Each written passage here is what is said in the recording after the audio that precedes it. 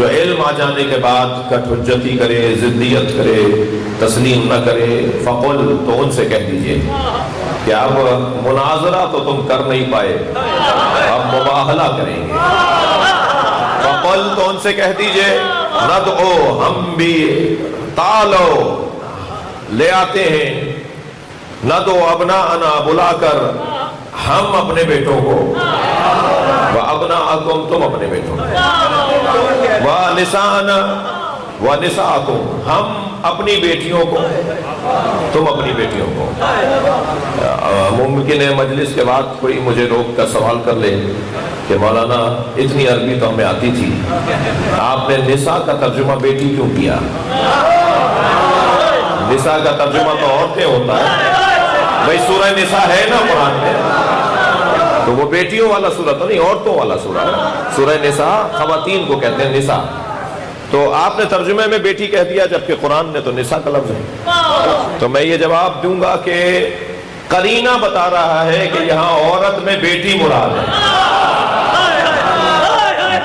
بعد والے جملے وہ رہنمائی کر رہے ہیں، کیوں پہلے والے جملے وہ سہارا دے رہے ہیں۔ ہم اپنے بیٹے لاتے ہیں، بیٹوں کو تو روشن کہا ہے نا کہ ابناءنا و ابناءکم، ہم اپنے بیٹے لاتے ہیں، تم اپنے بیٹے لاؤ۔ تو یہ ابناءکم، ابناءنا و ابناءکم کے ساتھ آیا ہے نساءنا و نساءکم۔ تو بیٹے کے ساتھ، ابن کے ساتھ اگر نساء کا لفظ آئے تو اس سے مراد بیٹی ہوتی ہے، عورت نہیں ہوتی۔ میں سہارا لے لیتا ہوں اپنی بات کا قرآن مجید میں، یذبحون ابناءکم ویستحیون ویستحیون نساءکم، قرآن کی آیت۔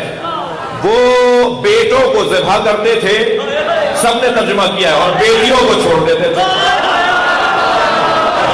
کسی نے ترجمہ نہیں کیا کہ وہ بیٹوں کو ذبح کر دیتے تھے اور عورتوں کو چھوڑ دیتے تھے، سب نے ترجمہ کیا ہے کہ وہ بیٹوں کو ذبح کرتے تھے، اور قبطی وہ بیٹوں کو ذبح کرتے تھے اور بیٹیوں کو چھوڑ دیتے تھے۔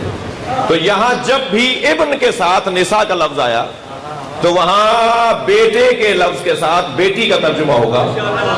تو عزیزان گرامی، اب یہ نہیں کہا جائے گا اچھا میں اتنا زور لگا رہا ہوں کیونکہ میرے پیش نظر مقام و عظمت سیدہ ہے، ورنہ ممکن ہے کوئی مجھے کہے مولانا کیوں اتنی محنت کر رہے تھے؟